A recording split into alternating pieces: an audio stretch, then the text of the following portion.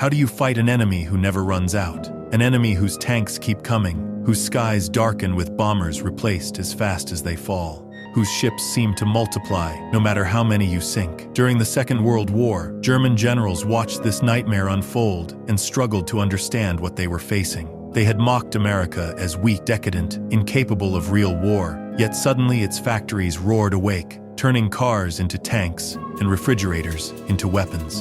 On battlefields, from North Africa to Normandy, the truth emerged with brutal clarity. The enemy they had underestimated was not just an army, but an entire nation of machines, workers, and endless supply.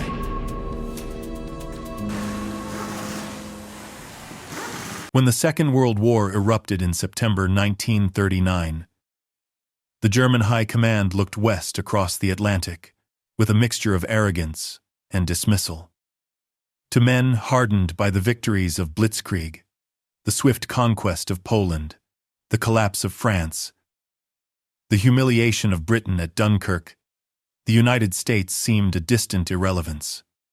Their empire stretched from the Arctic Circle to the Sahara Desert, and their eyes looked eastward, toward Moscow, not across the Atlantic.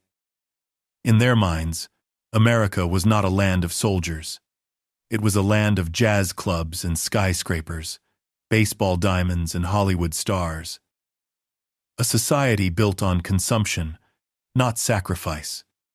German generals prided themselves on Prussian discipline, on centuries of martial tradition, and in that mirror, America seemed soft. They compared the farmer soldiers of the Reich, hardened by conscription and ideology, to what they believed were flabby youths of a materialistic republic. The contrast flattered them and confirmed their assumptions. Reports from German intelligence services echoed this prejudice. The Abwehr sent dispatches describing American society as fractured and decadent. Analysts pointed to racial tensions, labor strikes, and what they described as the indiscipline of democracy. They noted that America's standing army numbered fewer than 200,000 men at the start of the war, dwarfed by Germany's millions. In fact, in 1940, the U.S. Army ranked 17th in the world, behind Portugal. This statistic circulated in Berlin as proof that America could not fight a modern war. Hitler himself often reinforced the caricature. At table talks and military conferences, he sneered at American culture as shallow and wasteful. They are materialists, he told his staff, incapable of sacrifice. They can build refrigerators and cars, but not an army. To him, only authoritarian societies disciplined, regimented, united under a single leader could truly mobilize for total war. A democracy, with elections and free press and noisy legislatures, was, in his mind, doomed to weakness. Nazi propaganda amplified this view. Newspapers like Völkischer Beobachter mocked Americans as undisciplined amateurs. Cartoons depicted overweight soldiers fumbling with weapons, or factory workers lazing on assembly lines. Radio broadcasts painted America as racially divided, its black and white citizens incapable of cooperation. It was a portrait designed not only to reassure the German public, but to reassure the generals themselves. The United States was no serious threat. And for a time, the picture seemed convincing. Photographs from American training camps circulated in German intelligence offices. Young recruits drilling with wooden rifles because of shortages of real weapons. Soldiers wearing outdated World War I helmets. Airfields where pilots trained in obsolete biplanes. To German eyes, it confirmed what they already believed. This was no Wehrmacht. Even Albert Speer, the man who would later orchestrate the Reich's armaments industry, admitted after the war that in those early years, Germany underestimated America more than any other power. We thought them incapable of seriousness, he recalled. We saw only a land of comfort and assumed it could not produce sacrifice. But this arrogance blinded them to the truth hidden beneath the surface. while Germany perfected precision engineering tanks designed like luxury automobiles. Aircraft built like masterworks of craftsmanship, the United States had quietly revolutionized industry. The assembly line had already transformed civilian life. Henry Ford's vision of interchangeable parts and standardized production meant that cars, refrigerators, and radios rolled out of factories by the millions. It was this system, dismissed by German officers as crude, that would prove decisive once war came. America's factories had already mastered speed, efficiency, and adaptability. What German generals mistook for softness was in fact a reservoir of untapped power. Still, in 1939 and 1940, Berlin laughed.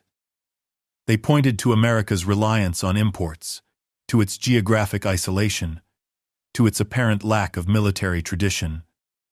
When Roosevelt gave his famous Arsenal of Democracy speech in December 1940, promising that America would supply Britain with the tools of war, Nazi commentators mocked him as delusional.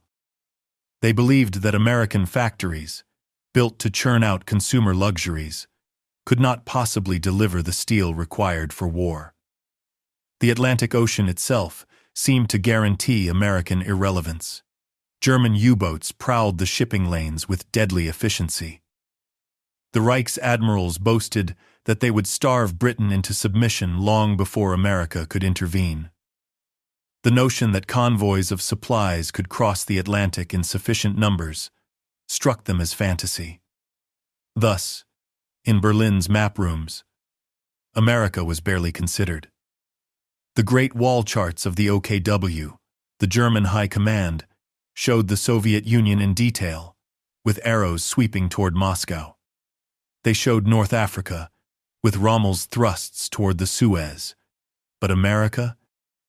It was reduced to a distant silhouette, a source of raw materials and vague threats, not of armies. What made this miscalculation so dangerous was its sincerity. The German generals did not merely tell themselves these lies to bolster morale. They truly believed them. Field Marshal Wilhelm Keitel, head of the OKW, dismissed American mobilization as the clatter of empty machines. General Jodl, another senior planner, remarked that America was a colossus of wealth, but without muscles. Even when German agents, in the United States, sent reports warning of industrial mobilization, their superiors often ignored them. Such reports contradicted the worldview of Berlin's elite, a worldview that insisted decadence could not produce strength. Ideology blinded strategy. And so, in the crucial early years, when German forces surged across Europe, they dismissed the United States as irrelevant. They believed the war would be decided in the fields of Russia, the skies of Britain, the deserts of North Africa. They did not yet understand that it would also be decided in the factories of Detroit, the shipyards of New York, and the assembly lines of California. That blindness, held even after Pearl Harbor in December 1941, brought America into the war. Hitler declared war on the United States within days, convinced that this distant nation could never mobilize fast enough to matter. He called it a ridiculous opponent, one that might harass Germany with air raids but could never land a decisive blow. Yet within weeks, disturbing reports began filtering back. German U-boat commanders noted an increase in Allied shipping traffic, convoys escorted by new types of destroyers and corvettes. Luftwaffe pilots, fighting over North Africa, encountered growing numbers of American-built aircraft, their serial numbers barely months old. German agents in Spain reported Liberty ships passing through Gibraltar in endless streams. Still, the generals clung to their illusions. They dismissed these as isolated efforts, unsustainable in the long run. Surely a nation of consumers would tire of sacrifice. Surely democracy would falter under strain. Surely the war would be over before America could fully awaken. But beneath their arrogance, seeds of unease began to grow. In late 1942, after the American landings in North Africa, captured German officers wrote in their diaries of surprise at the equipment their enemies carried. One noted, "Every man has boots, cigarettes, and chocolate. Their trucks are new. Their tanks are fresh from the factory. It is as though they bring their homeland with them." The image contrasted painfully with German units, often short of fuel, scavenging for food, reusing worn-out boots. For the first time, some generals began to ask themselves, what if we have underestimated them? It was a question that would haunt them as the war dragged on. By the time 1943 arrived, the laughter in Berlin's war rooms had grown quieter. Reports from Albert Speer's ministry showed alarming numbers. Tens of thousands of American tanks rolling off lines, hundreds of thousands of trucks, nearly 100,000 aircraft in a single year. German generals stared at these figures in disbelief. They were fighting brilliantly on the battlefield, but how could brilliance compete with arithmetic? The truth, which they had once mocked, was now undeniable. The arsenal of democracy was real. The United States, the land of consumers, had become a factory of war. And the generals who had dismissed it now faced the bitter consequences of their arrogance.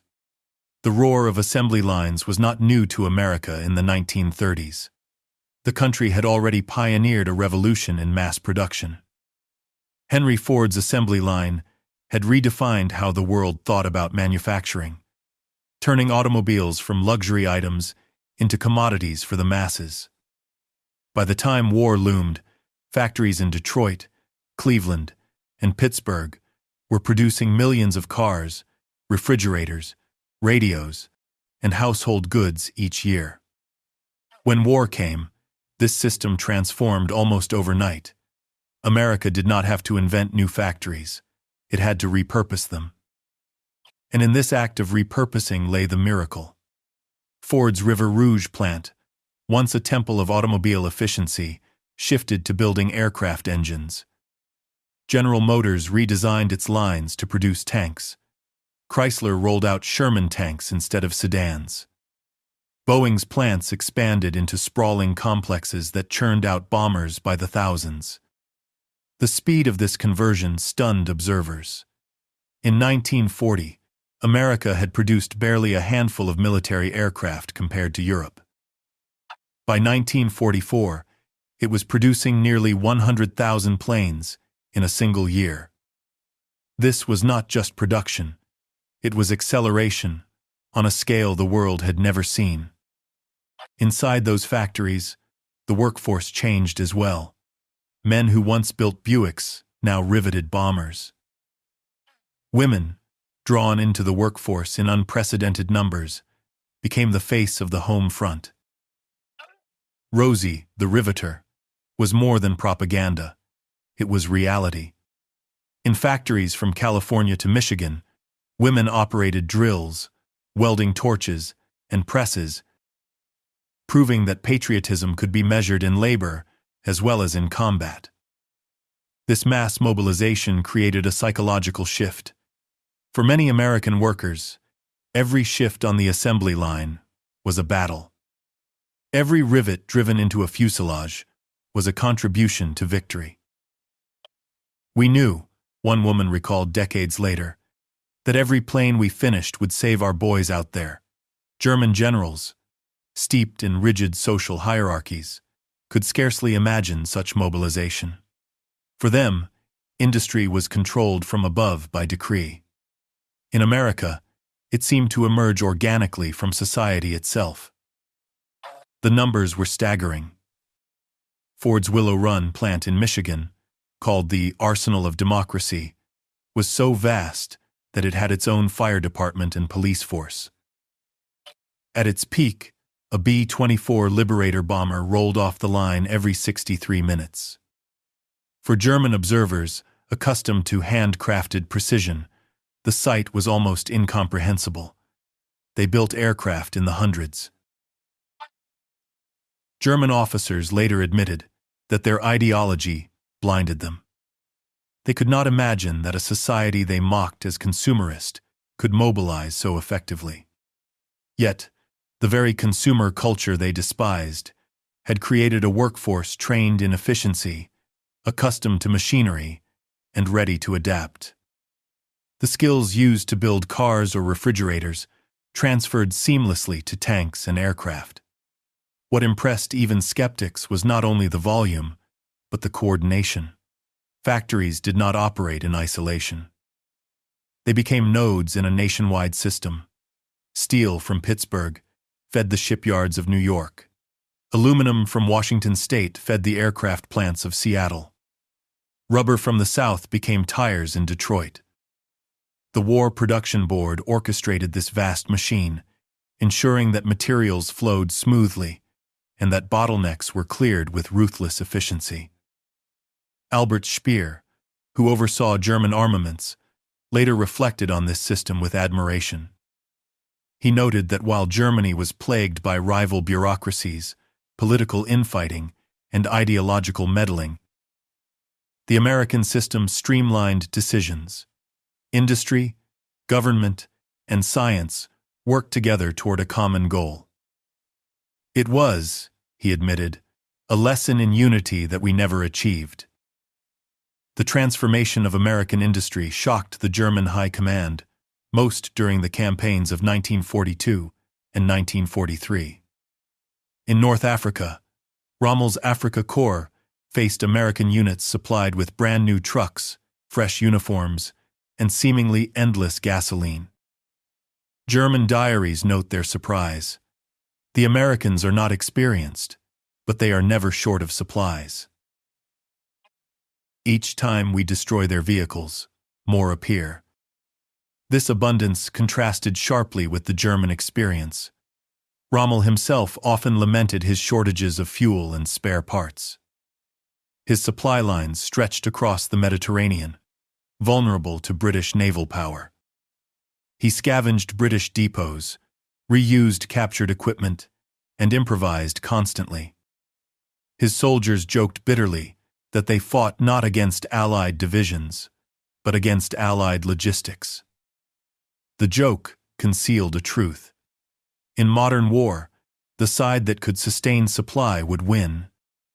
And by 1943, America was demonstrating that its factories could sustain not only its own armies, but also its allies.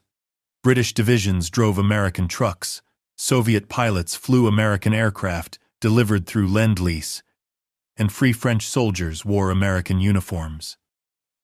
Germany, fighting desperately on multiple fronts, saw its enemies growing stronger with every convoy that crossed the ocean. For the German intelligence community, the awakening of America should have been clear. Yet, trapped by ideology and wishful thinking, they misread the signs until it was too late.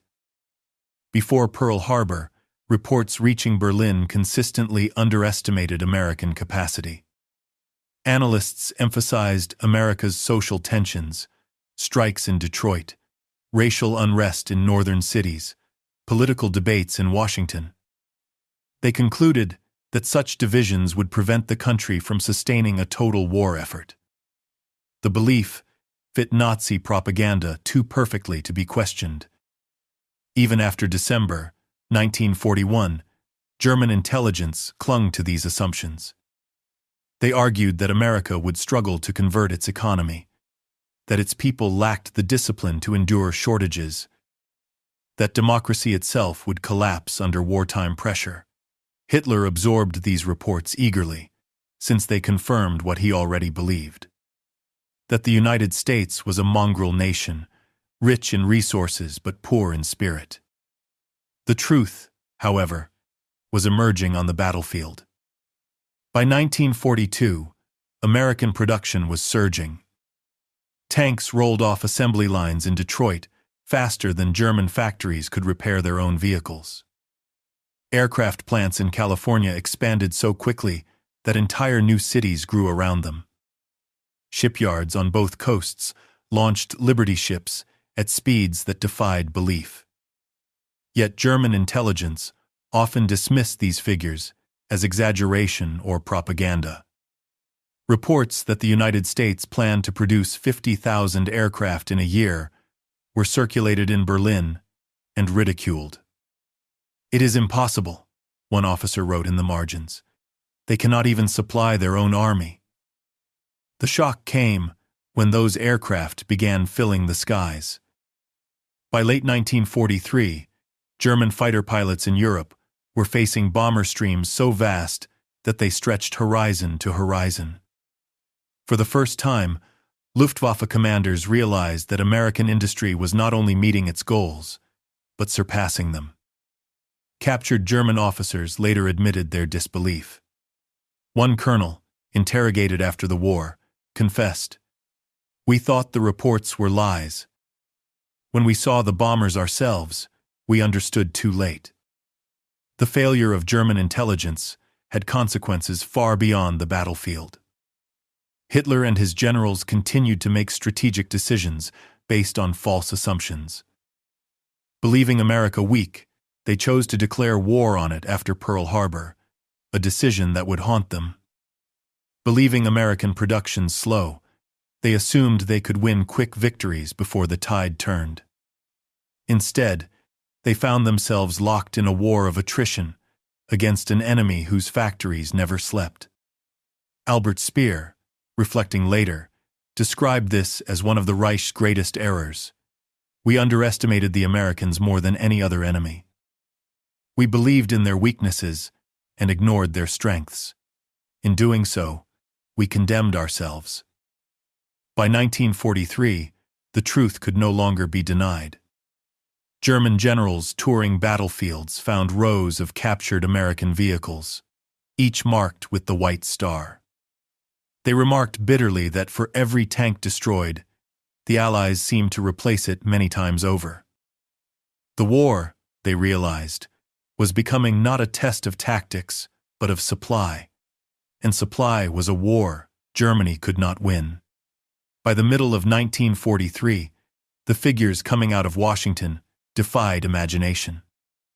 In Berlin, officers of the Oberkommando der Wehrmacht spread out production charts across long oak tables, their brows furrowed. The numbers were so extreme they seemed absurd, even fabricated. How could a nation thousands of miles away, with no army of note just a few years earlier, now be producing war materiel at a pace that eclipsed every European power combined? German analysts struggled to reconcile reports. America had produced nearly 50,000 tanks by 1943. It had built more aircraft in a single year than Germany had constructed in the entire conflict up to that point. The Liberty ships poured off assembly lines in weeks, replacing losses before the Kriegsmarine could even report them. By 1944, American shipyards launched more than one vessel per day on average. For German officers raised in the tradition of precision engineering, these numbers seemed impossible. They knew how long it took to produce a Tiger tank, months of skilled labor, thousands of specialized parts, endless adjustments for quality. To them, the idea that a factory could mass-produce Shermans by the tens of thousands sounded like a fantasy. And yet, the Shermans kept coming. Albert Speer, Hitler's Minister of Armaments, studied the figures with growing dread. He knew the Reich's production could not match this avalanche. Even with his reforms to streamline German industry, the numbers told a story of inevitability. "It was arithmetic," he later admitted. "We could not outproduce them. Their system was too vast, too efficient, too united." What shocked Speer most was not just the scale, but the acceleration. American production had not ramped up slowly, but explosively. In just 2 years, the nation leapt from peacetime consumer goods to military dominance. German factories, already strained by Allied bombing and shortages of raw materials, could not compete with such momentum. The Luftwaffe felt this imbalance acutely. Fighter pilots who had once dominated European skies now faced bomber streams so dense they blotted out the Sunday. For every bomber shot down, two more seemed to appear. American escort fighters, the P-51 Mustangs, arrived in swarms, fresh from factories that seemed endless. Luftwaffe diaries record the despair. They do not run out. For each plane we destroy, another comes. It is as if the sky itself produces them. On the ground, the disparity was equally stark. German tank crews admired their Panthers and Tigers for their engineering brilliance, yet cursed the shortages of spare parts, fuel, and ammunition. Meanwhile, American units rolled forward with convoys of Shermans, each less individually powerful but overwhelming in quantity. The math was brutal.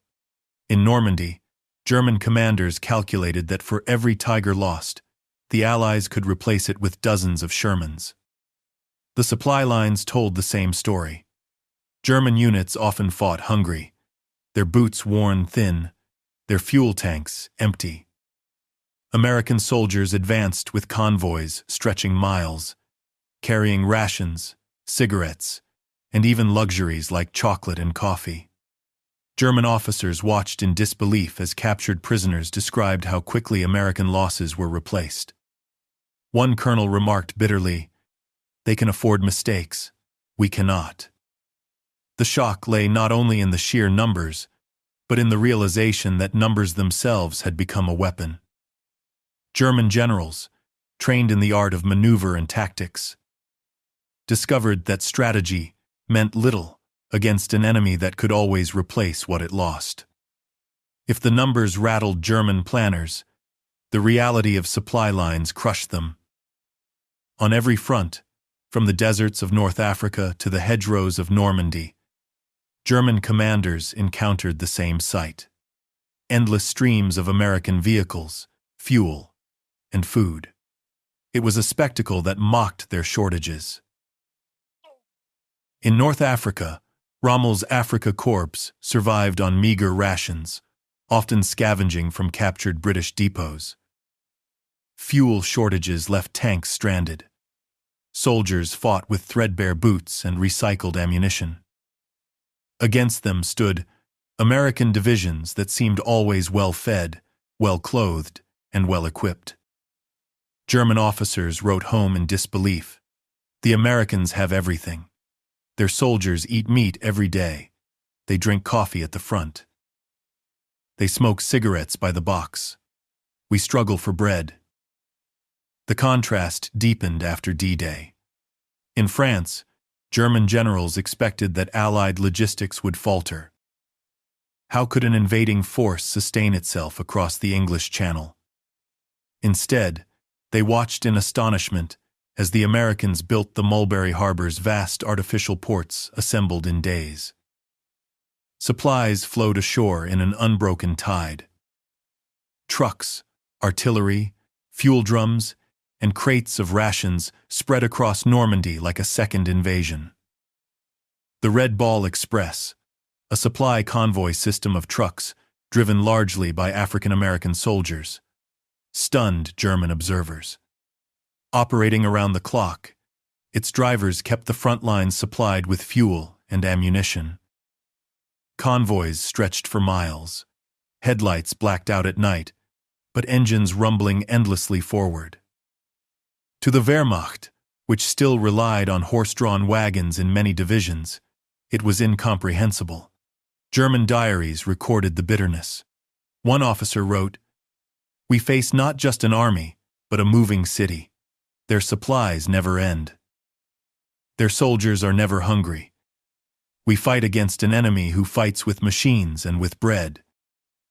The psychological impact of abundance cannot be overstated. For German soldiers freezing in the Ardennes or starving at the front, the sight of American troops enjoying hot meals, fresh uniforms, and endless ammunition was crushing. They began to believe not just that the Allies were stronger, but that they were invincible. What made the shock even sharper was the efficiency of replacement. German units bled equipment faster than it could be repaired. A tank lost was often gone forever. An aircraft destroyed meant another gap in the line. In contrast, American losses seemed irrelevant. A division mauled in one battle could be replenished within weeks. A squadron of bombers shot down would return twice as large the following month. To German generals, it was as if they fought against a machine that could never be broken. Speer described this sensation vividly. Our victories became meaningless. We would win the battle, but we would lose the war of attrition. They replaced their losses before we could count ours. By late 1944, the shock of supply had become despair. German commanders no longer spoke of winning the war, but of delaying defeat. They understood that the arsenal of democracy had achieved something more devastating than battlefield supremacy. It had achieved inevitability. If German generals were shocked by American tanks and aircraft, they were utterly staggered by America's shipyards. The oceans had always been the Reich's battlefield of choice. Admiral Dönitz's U-boat fleet prowled the Atlantic with deadly efficiency, and for a time it seemed the submarines would strangle Britain into submission. Convoys burned, sailors drowned, and London braced for starvation. But what the Germans never truly grasped was the scale of American shipbuilding. They understood that America had resources, but they did not understand how those resources could be transformed into ships at a pace that mocked destruction. In 1941, Liberty ships began rolling off assembly lines, and soon they became the very arteries of the Allied war effort. The genius lay in prefabrication. American shipyards broke the vessels into sections: bow, stern, decks built simultaneously in different facilities, then welded together like pieces of a puzzle. What once took months or years could now be done in weeks. In some cases, a Liberty ship was launched in under 2 weeks. The record, set in Richmond, California, was 4 days, 15 hours, and 30 minutes. German admirals could hardly believe it. To the Kriegsmarine, each submarine patrol was a triumph of stealth and precision, hunting down individual ships with torpedoes and deck guns. But the math had turned against them. For every merchant vessel they sank, America built several more. The U-boat war, once feared as decisive, collapsed under the weight of America's shipyards. Convoys swelled. Tankers, troopships, freighters, and destroyers escorted across the Atlantic in endless streams. By 1943, the Allies were landing supplies in Britain faster than U-boats could sink them. German intelligence reports admitted with frustration, their losses are meaningless. The flow increases despite our efforts. It is like trying to empty the ocean with a bucket. What struck German observers most was not just the numbers, but the philosophy. German shipbuilding prized craftsmanship, tradition, and precision. American shipbuilding prized speed and volume. Where German yards might finish a few advanced vessels, American yards finished fleets. For the war effort, it was quantity that mattered. For German generals on the ground, the effect was visible everywhere. After D-Day, they saw convoys pouring into Normandy, endless columns of supply ships, unloading trucks, tanks, and artillery. Beaches became floating warehouses, replenished faster than bombs or torpedoes could disrupt them. German soldiers fought bravely on the hedgerows, but against an enemy whose supplies never ended, their efforts felt futile. The shock deepened when they realized that the Liberty ships were not luxury constructions but simple, rugged workhorses. They were not built to last decades, only long enough to win the war. The crude design horrified German engineers, but it worked. The vessels carried weapons, men, and fuel across oceans in staggering numbers. By war's end, more than 2,700 Liberty ships had been built, more tonnage than all German shipbuilding combined. Dönitz himself confessed after the war that America's shipbuilding destroyed the U-boat campaign more surely than Allied tactics. They replaced ships faster than we could sink them, he admitted. It was hopeless arithmetic. Behind the shock of tanks, planes, and ships lay a deeper failure: Hitler's own catastrophic miscalculation. From the beginning, the Führer had underestimated America. He believed the United States to be racially divided, politically weak, and incapable of sacrifice. In his speeches, he mocked Americans as materialists who could never endure hardship. This belief shaped strategy. When Japan attacked Pearl Harbor in December 1941, Hitler declared war on America within days, a decision that astonished even his own generals. They warned him not to add another powerful enemy, but Hitler insisted the risk was minimal. "The Americans are no danger," he said. "They cannot fight a long war." The miscalculation was not just personal arrogance. It was rooted in ideology. Nazi doctrine painted democracy as decadent, incapable of mobilization. To Hitler, authoritarian societies like his own held an inherent advantage. He could not imagine that a democracy could summon unity and strength on a scale greater than any dictatorship. But as the war dragged on, the error became glaring. Reports from the front described American divisions advancing with endless supplies, their tanks supported by convoys, their soldiers well-fed and confident. German generals saw the truth firsthand, and many privately admitted their leader had doomed them. Albert Speer recalled Hitler's blindness in detail. He had shown the Führer American production figures, numbers so large they dwarfed Germany's capacity. Hitler dismissed them as propaganda. He refused to believe that American factories could outbuild the Reich by such margins. "It was a fatal delusion," Speer wrote later. He clung to ideology when faced with reality. For the generals, the consequences were devastating. They planned campaigns assuming America's strength was limited, only to be crushed by overwhelming abundance. In North Africa, Rommel fought brilliantly, but was ground down by endless convoys. In Normandy, commanders expected the Allies to falter after initial landings, only to watch them grow stronger each day. The miscalculation also shaped morale. German soldiers, told for years that America was weak, now faced the bitter truth on the battlefield. Letters captured from officers revealed disillusionment. "We were told the Americans would collapse. Instead, they never stopped coming. Our leaders lied to us." By late 1944, the fatal misjudgment was undeniable. German generals knew they were losing not only battles but the war itself. Hitler's arrogance had blinded him to the enemy's true strength.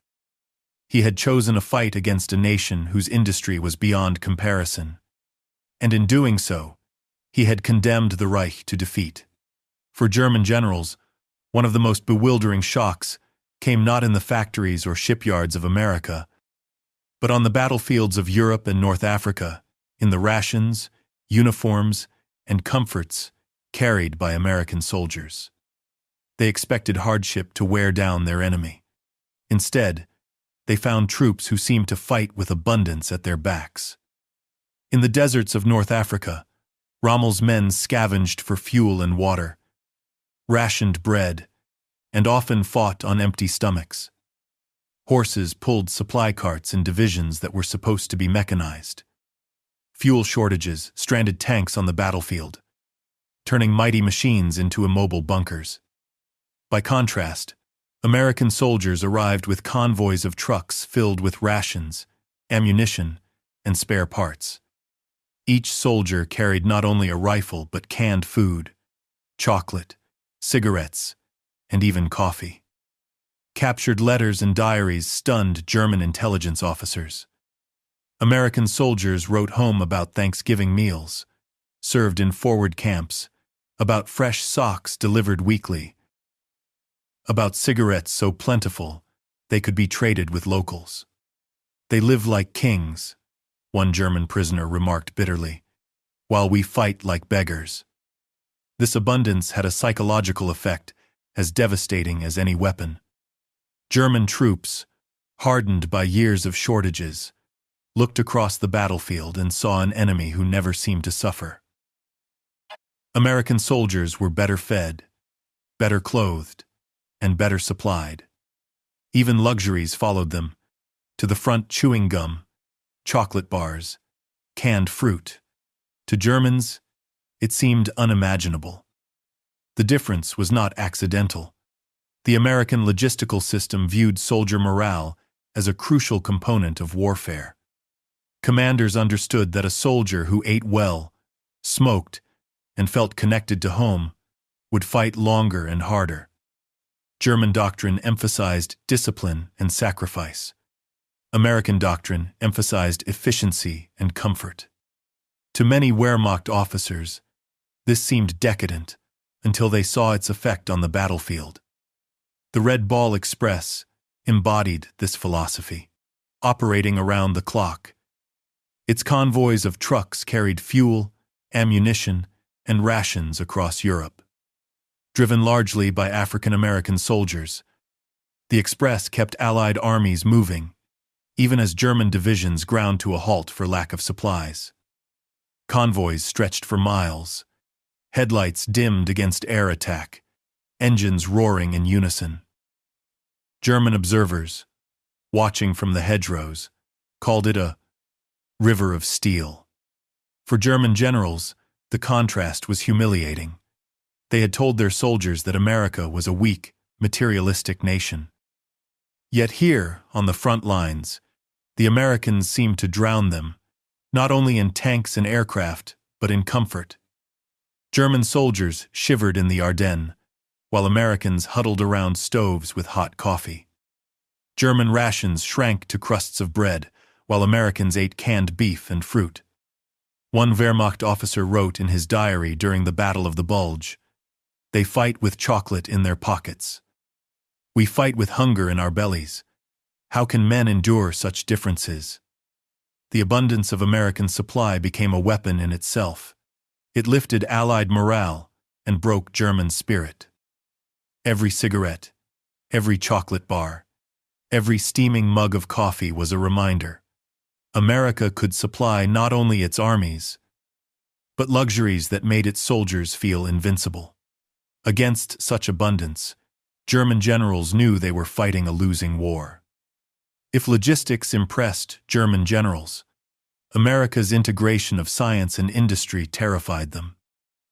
The Reich prided itself on technological superiority: V-2 rockets, jet fighters, advanced tanks. Yet while Germany produced wonders in small numbers, America produced effectiveness in overwhelming scale, and it did so by fusing scientists, engineers, and industry into a single war machine. From the start, the U.S. government mobilized not just factories, but laboratories. The Office of Scientific Research and Development coordinated universities, corporations, and the military. Radar, sonar, improved torpedoes, and advanced communications poured from American labs into the hands of soldiers and sailors. Germany had brilliant scientists, but political interference and ideological dogma slowed progress. In America, innovation flowed directly to the front. The Manhattan Project epitomized this synergy. Conceived in secrecy, it united the talents of physicists, chemists, engineers, and industrialists across the nation. Entire cities like Oak Ridge and Los Alamos sprang up overnight, dedicated to a single purpose. German generals, interrogated after the war, admitted they had never conceived that a democracy could marshal science on such a scale. The effects of this integration were felt even before the atomic bomb. Radar-guided gunfire turned Allied ships into fortress walls, devastating U-boats that once prowled the Atlantic with impunity. Long-range navigation systems guided convoys safely across oceans. Synthetic rubber plants ensured tires never ran short, even after Japanese conquests cut off natural supplies. Each scientific breakthrough fed directly into production lines, magnifying America's industrial strength. German officers noticed the difference in the skies. Luftwaffe pilots complained that American bombers flew with electronic coordination that seemed uncanny. Radar-directed fighters intercepted them with precision. Ground troops reported American artillery that adjusted fire in real time, guided by forward observers with radios small enough to be carried in backpacks. These marvels seemed like science fiction to German units, still relying on wired field telephones and runners. Albert Speer later wrote with grudging admiration, "Their strength was not only in numbers, but in the unity of industry and science." Each discovery, however small, was multiplied by their factories into overwhelming force. For German generals steeped in authoritarian rigidity, the American system was alien. Scientists in the Reich often faced suspicion or were diverted into ideological projects. In America, they were celebrated and given resources. Laboratories worked hand in hand with manufacturers. Universities fed research directly to production. The result was not just advanced weapons, but a seamless pipeline from idea to battlefield. The psychological impact was severe. German commanders had always believed that their technological brilliance could offset material weakness. Yet now they faced an enemy who combined numbers with innovation. Jets and rockets could not save Germany when produced in dozens, while America flooded skies with thousands of reliable aircraft. By 1944, it was clear. The war was not just a contest of armies, but of systems. And in that contest, America's integration of science, industry, and logistics created a machine that Germany could not hope to match. By late 1943, the shock that had begun in Berlin's war rooms was now seeping into the foxholes and bunkers of the German front lines. The Wehrmacht, once the spearpoint of blitzkrieg, was grinding itself into exhaustion. The war had become a contest, not of maneuver, but of endurance, and endurance was where Germany faltered most. German soldiers at the front lived with scarcity as a daily companion. In the east, divisions shivered in the Russian winter, their boots falling apart, their coats threadbare. Fuel shortages left tanks idle, their crews forced to abandon them in the snow. Ammunition was rationed to the last bullet. Field kitchens served watery soup, where once bread and meat had been promised. Every campaign demanded sacrifices that supply could no longer meet. And then came the Americans. On the battlefields of North Africa, Italy, and later France, German troops saw something that defied belief. Enemy soldiers advancing not only with rifles and tanks, but with convoys of food, fuel, and comforts that seemed unimaginable. German prisoners wrote home in astonishment. They have chocolate, cigarettes, even canned fruit. They eat better in battle than we do in garrison. This contrast eroded morale, as surely as artillery. German generals understood that men could fight bravely when hungry, but they could not fight endlessly while watching their enemy feast. The abundance of American supply lines created despair that no speech by Hitler could erase. Captured diaries tell the story. One lieutenant on the Italian front scribbled, "We cannot compete. They have trucks in endless lines. They eat warm meals. Our men march barefoot, their bellies empty. We fight with courage. But courage does not fill the stomach." Another officer described the psychological blow of hearing American soldiers laughing around campfires, drinking coffee, while his own men crouched in silence, gnawing on crusts of bread. Even in moments of German tactical brilliance, despair lurked. At Salerno, German counterattacks broke through Allied lines, but when reinforcements arrived, they came in convoys so long they stretched to the horizon. German commanders realized that even victories were temporary, crushed beneath waves of fresh supplies. Albert Speer later admitted that the front lines became the clearest evidence of America's power. "The soldiers saw what we in Berlin only calculated," he wrote.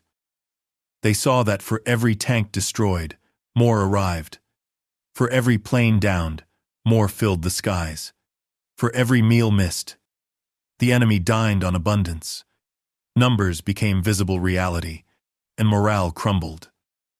By the winter of 1944, despair was no longer whispered, but shouted in letters and reports. Soldiers begged for reinforcements that never came, for ammunition that arrived too late, for fuel that vanished before it reached the front. Against them stood an enemy whose convoys never seemed to falter. The war had become less about combat and more about survival, and German generals knew which side could endure. If despair haunted the front lines, it reached its peak on June 6, 1944. The Normandy landing's D-Day became the most vivid display of America's logistical miracle.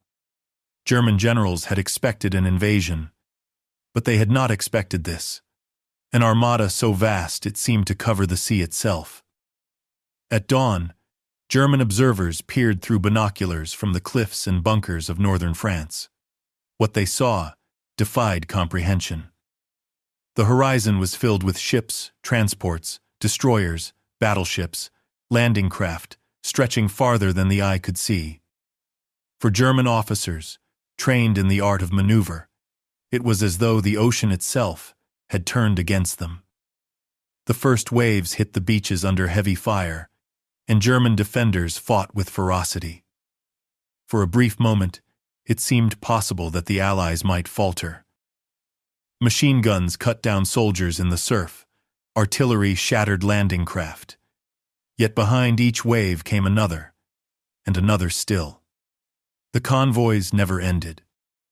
By midday, German generals received reports that stunned them. The Allies had landed not thousands, but hundreds of thousands of men, and more were coming. Convoys stretched across the channel like a bridge of steel. Mulberry harbors, vast artificial ports, were being assembled on the beaches, turning the French coastline into a logistical hub. Supplies flowed ashore in torrents: fuel, ammunition, vehicles, food. German officers realized with horror that the invasion was not a raid, not a gamble, but a machine. The Allies had built a conveyor belt across the sea. Destroying one beachhead meant nothing when convoys replenished it within hours. A tank lost in battle was replaced by another rolled ashore the next morning. Ammunition expended in a firefight was restocked before nightfall. The Luftwaffe, once dominant, was powerless. Fighter squadrons sent against the convoys were shot down by swarms of Allied escorts. U-boats prowling the channel found themselves hunted by depth charges from destroyers built faster than Germany could sink them. D-Day was not merely a landing. It was the physical manifestation of American supply power. German soldiers on the ground felt the inevitability. One officer wrote in his diary, "They never stop coming. The sea is filled with ships, the skies with planes, the land with trucks. We kill them, and more arrive. We shell their positions, and they rebuild within hours. It is hopeless." The endless convoys broke not only German defenses, but their spirit. For years, they had been told that America was weak, that its people were soft, that its democracy was fragile. On June 6th, they learned the truth. America was not weak. it was inexhaustible. By the end of that day, German generals understood that Normandy was not just a battle, it was a verdict. The Reich had entered a war it could never win, against an enemy whose factories and shipyards had turned supply into a weapon more powerful than any tank or plane. D-Day was not the beginning of the end, it was the confirmation of inevitability. By 1944, German generals no longer believed the war would be decided solely on the front lines. They realized, often bitterly, that the real battlefields lay far from the trenches in the factories of Detroit, Pittsburgh, Seattle, and Los Angeles. The arsenal of democracy had become not just a slogan, but a living force. And German officers watched in disbelief as America's workshops determined the fate of Europe. Allied bombing raids against the Reich underscored this truth. While German cities burned under relentless waves of American and British bombers, American factories thrived untouched. The Ruhr, the industrial heart of Germany, was battered night after night. Hamburg, Cologne, and Berlin became ruins. Each bomb crater slowed production. Each raid forced repairs. Each attack drained manpower. Yet across the Atlantic, factories operated 24 hours a day without interruption, churning out tanks, aircraft, and ships at an accelerating pace. Albert Speer described this imbalance with frustration. Our factories were battlefields. Every raid was a defeat. In America, their factories became fortresses, untouchable, secure, producing without end. The psychological blow was immense. German workers toiled under bombs, shortages, and forced labor, while American workers operated in safety, motivated by patriotism and prosperity. In the Reich, sabotage spread in workshops staffed by prisoners and slaves, morale collapsing under fear. In America, workers sang songs of victory, bought war bonds, and saw themselves as part of the fight. Every rivet was a contribution, every shift a battle won. German generals, raised to believe that courage and discipline defined warfare, now faced a new reality. Wars were decided by industry as much as armies. The Wehrmacht could win tactical victories, but without factories to sustain them, those victories evaporated. Kursk, Anzio, Normandy in every campaign, German soldiers bled bravely, but the enemy never weakened. The factories filled the gaps, repaired the losses, replaced the dead with machines. For officers steeped in the mythology of blitzkrieg, it was a bitter revelation. Tanks and planes no longer came only from battlefields, but from endless assembly lines. The war had become arithmetic, and the equation was stacked against them. If German generals needed proof of industry's dominance, they found it in the skies. The Luftwaffe, once the pride of the Reich, had conquered Poland, humbled France, and bombed Britain with terrifying power.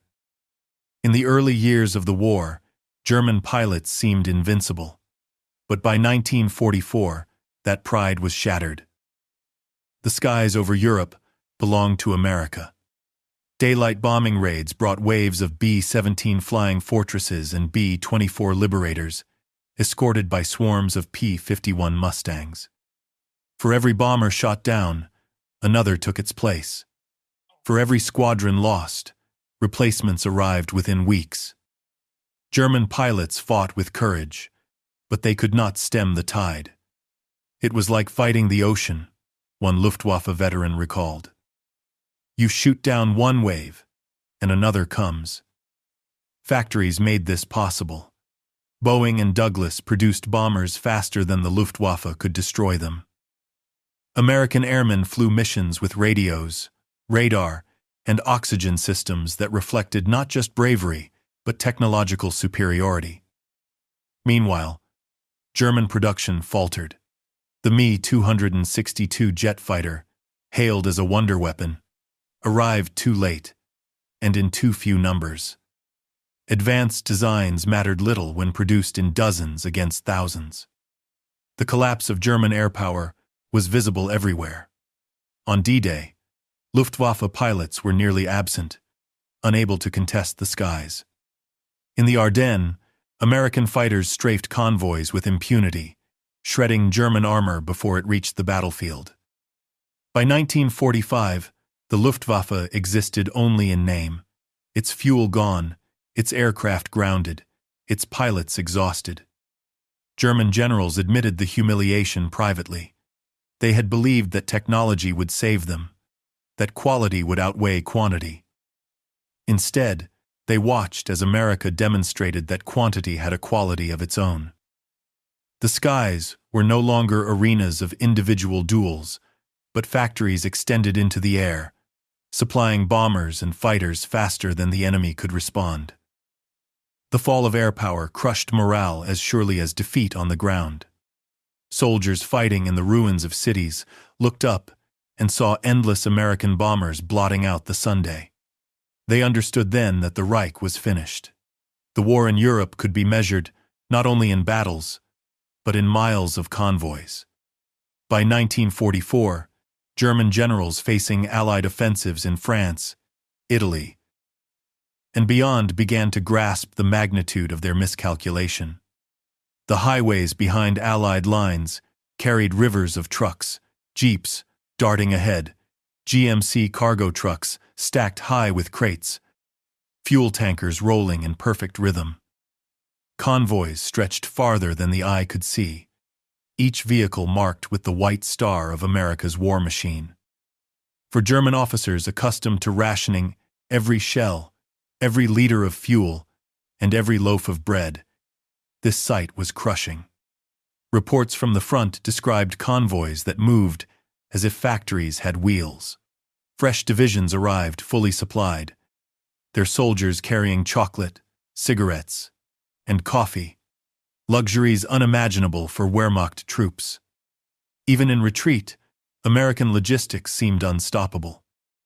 Bridges destroyed by German engineers were rebuilt overnight by engineering units, who arrived with prefabricated parts, heavy cranes, and equipment hauled directly from the United States. The Wehrmacht still fought with skill and desperation, but its soldiers often relied on horse-drawn wagons or captured enemy vehicles to haul supplies. Fuel shortages, immobilized tanks.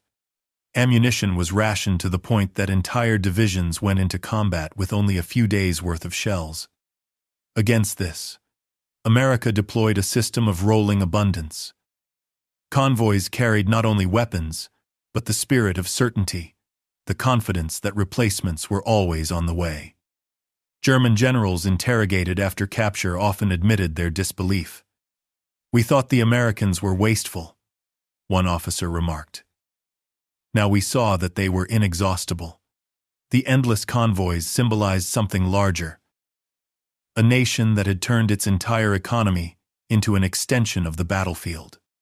Every factory back home was connected by steel and rubber to the front lines in Europe. For the Germans, the difference was not just physical, but psychological. Facing an enemy who never ran out meant fighting battles already lost. Even the oceans told the same story. Liberty ships, built in record time, poured across the Atlantic. German U-boats once terrorized convoys, but by 1944, the tide had turned. Escort carriers, destroyers, and depth-charge patrols swarmed the seas, while shipyards built replacements faster than submarines could sink them. German admirals, who once dreamed of strangling Britain, now admitted privately that the Atlantic had become an American highway. Supplies flowed endlessly to Europe, each convoy another nail in the coffin of the Reich. For generals on the ground, the message was clear. They were not fighting soldiers alone. They were fighting factories, shipyards, and assembly lines that reached across an ocean and still delivered with clockwork precision. The endless convoys were the most visible reminder that America's war machine was not simply strong, it was inexhaustible. By the final months of the war, the German High Command could no longer deny reality. Their armies still fought with courage, but courage could not fill empty fuel tanks or replace destroyed tanks. America's abundance had become overwhelming. The battlefield itself was a portrait of disparity. On one side, German soldiers scavenged for food, repaired boots with wire, and rationed ammunition. On the other, American troops advanced with fresh uniforms, hot meals, and radios that never fell silent for lack of batteries. Generals like Albert Speer confessed that the mathematics of war had doomed Germany. American production had eclipsed German capacity by multiples. By 1943, the United States produced more planes in a single year than Germany could hope to build in several. By 1944, American factories were building nearly 100,000 aircraft annually, while also producing tanks, artillery, and ships on a scale the Reich could scarcely imagine. It was an avalanche of steel and fire, a tide that no tactical brilliance could reverse. The weight of abundance crushed more than armies. It crushed morale. Letters from German officers to their families spoke with despair about the endless waves of American material. One colonel wrote, "For every tank we destroy, 3 more appear. For every plane we bring down, 10 more take its place. We are drowning in their factories." Such words were rarely spoken aloud, but they reflected a truth impossible to ignore. For Hitler, the realization came too late. His speeches mocking American consumer culture rang hollow as convoys, air fleets, and armored columns rolled across Europe. The Reich had underestimated not just American industry, but the resilience of a democratic society mobilized for survival. German generals who once sneered at the softness of America now admitted in memoirs that their contempt had blinded them. They had mistaken freedom for weakness, diversity for division, and abundance for decadence. In reality, those very traits had fueled the most powerful war machine in history. The closing battles only reinforced this truth. The Ardennes offensive, Hitler's last gamble, initially shocked the Allies.